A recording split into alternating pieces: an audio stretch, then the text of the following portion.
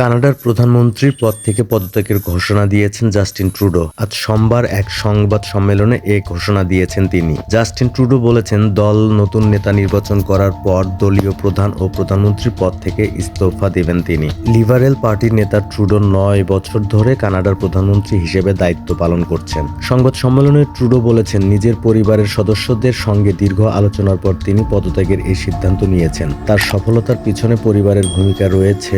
গত রাতে নৈশভোজের সময় সন্তানদের কাছে তিনি পদত্যাগের সিদ্ধান্ত জানান। কানাডার রাজধানী অটোয়ায় এই সংবাদ সম্মেলনে সাংবাদিকদের প্রশ্নের জবাবে ট্রুডো বলেন, কয়েক মাস ধরে বাধার কারণে পার্লামেন্টে পুরোপুরি অচল হয়ে আছে। একই সঙ্গে কয়েক মাস ধরে উৎপাদনশীলতার ঘাটতি রয়ে গেছে। তিনি বলেন, এখন নতুন করে শুরু করার সময়। কানাডার রাজনীতিতে উত্তাপ কমিয়ে আনার জন্য তা দরকার। তৃতীয় মেয়াদে প্রধানমন্ত্রীর দায়িত্ব পালন করে চলা ট্রুডো বলেন, দেশীয় ও আন্তর্জাতিক অঙ্গনে এই জটিল সময়ে দেশকে সঠিক পথে পরিচালিত করার জন্য পার্লামেন্টে একটি নতুন শুরু দরকার। আগামী 24 মার্চ পর্যন্ত পার্লামেন্ট অধিবেশন মুলতবি ঘোষণা করেছেন তিনি। ট্রুডো 2015 সালে লিবারেল পার্টির প্রার্থী হিসেবে নির্বাচন করে প্রথমবার কানাডার প্রধানমন্ত্রী নির্বাচিত হয়েছিলেন।